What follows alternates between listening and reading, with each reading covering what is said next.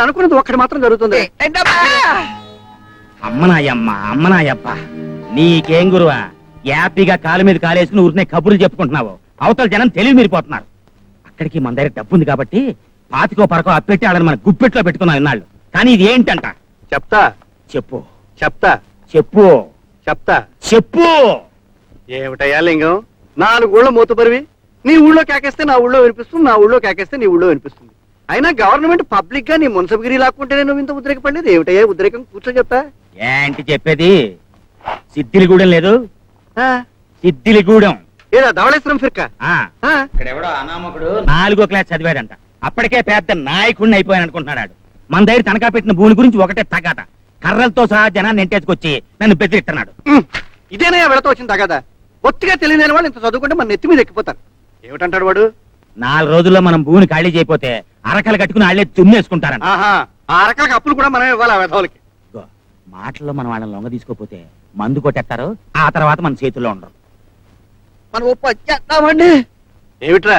మనం వెళ్ళి అక్కడ కాళ్ళు అట్టుకుంటామండి. ఈడేబడయ్యా మధ్యలోను. నేను దేశానికి దత్తుడిని, ఈ వెధవ నాకు దత్తుడు. ఓ పని చేయండి, వెళ్ళి నున్నగా గుండు కొట్టించుకురా. నాది. అబ్బబ్బబ్బా, నవగ్రహాలు నా చుట్టూతా తిరుగుతున్నట్టున్నాయి.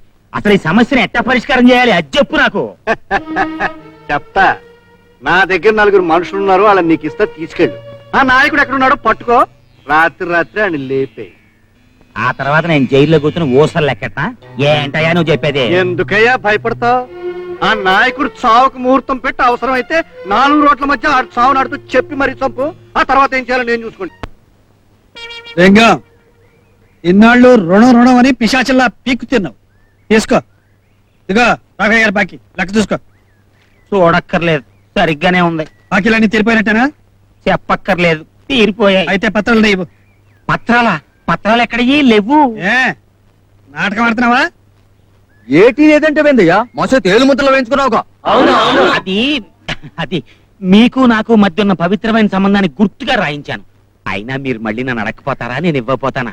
ఇదిగో ఈసారి వడ్డీ బాగా తగ్గించేస్తాను, కొన్ని కన్సెషన్లు కూడా ఇస్తాను. ఇదిగో ఈ దొంగ వేషాలకే గాని లింగం వీళ్ళ పేర్లని రాసి వీళ్ళ బాకీలన్నీ ముట్టినట్టు రసీదులు రాసి పెట్టు. రాఘవయ్య గారి కూడా మళ్ళీ వచ్చి తీసుకెళ్తాను. ఇదిగో నీ మాట మళ్ళీ ఊర్లో వినపడిందా? ఇటు చూడు, నీ విశాల హృదయం ముక్కలైపోతుంది. జాగ్రత్త. రండయ్యా.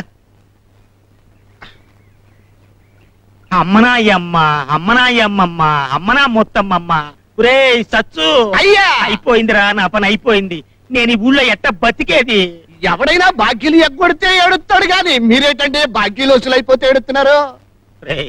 బాకీలు చెల్లించేశారు అంటే నా చేతిలోంచి తప్పించుకున్నారన్నమాట. అమ్మా, ఇంక ఈ ఊళ్ళో నా మాట ఎవడింటాడు? నాకేమి హోల్డ్ ఉంటుంది. పదవిలో ఉన్న మినిస్టర్కి లేనోడికి ఎంత డిఫరెన్స్ ఉందో, నిన్నటి లింగానికి ఈ రోజు లింగానికి అంత డిఫరెన్స్ ఉంటుందిరా సచ్చు. బిందులు ఏది వదలద్దు. మేఘాలన్నిసేసేయండి రా. అయ్యా కనికరించండి, అన్ని పట్టుకుపోతున్నారు.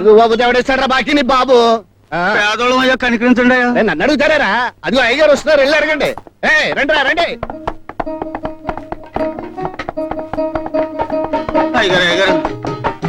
అయ్యగారు ఉన్న భూమి మీ దగ్గరే ఉంది. మేకల్ని కోళ్ళని పట్టుకుపోతే మేము ఎలా బతికదయ్యా?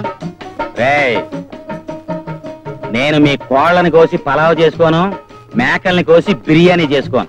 పేదోళం బాబు, కనికరించండి బాబు. నేను మీకంటే పేదండ్రా. మీరిచ్చే వడ్డీ డబ్బుల మీద బతుకుతున్నాను రా నేను. అసలు ఇవ్వకపోతే పోయే, వడ్డీ కూడా అయిపోతే నేను ఎట్టరా బతికేది? ఉన్న మున్సబ్గిరి ఎట్టగొప్పోయింది. మీ చేత కూడా సాగు దెబ్బలు ఎక్కడి నుంచి తినరా నేను?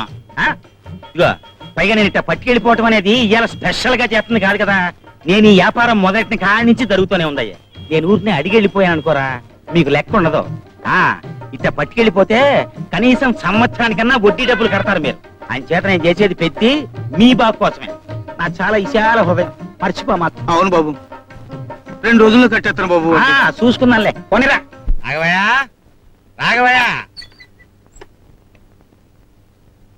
ఎవరు? లింగం గారా? రండి.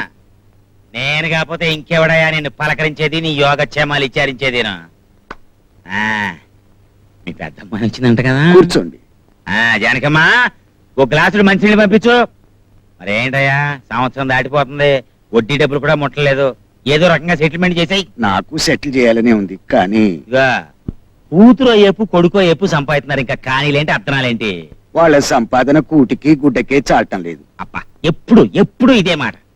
సరే, ఏ ట్రైన్కి వచ్చింది మీ పెద్దమ్మాయి? పూరి ప్యాసింజర్లు వచ్చాను. అవును, మా పొలం మీ చేతిలో ఉంచుకొని బాకీ తీర్చమంటే ఎలా తీరుస్తారు? అది మాకివ్వండి, పంట పండించి బాకీ తీరుస్తాం అంతే. అమ్మాయి, నీకు ఈ గొడవలన్నీ ఎందుకు? నువ్వు ఊరుకో అమ్మా. మీరిలా ఊరుకోబట్టే ఆయన అలా మాట్లాడుతున్నాడు. అమ్మనా మరదలా, అమ్మనా పోతినా? రాఘవయ్య, మహాలక్ష్మి లాంటి కూతుర్ని ఇంట్లో పెట్టుకుని ఇంకా నువ్వు అవతల పడుతున్నావంటే నీ కాలం కలిసి రాలేదన్నమాట. అమ్మాయి ముఖంలో లక్ష్మి కడుందయ్యా, లక్ష్మి తాండవించేస్తుంది. ఇదిగా నీ చెయ్యోసారి ఈ గ్రహాల పొజిషన్ ఎట్టుందో చెప్తాను. మీరేం చెప్పక్కర్లేదు, నా చేతిలో ఏముందో నాకు తెలుసు.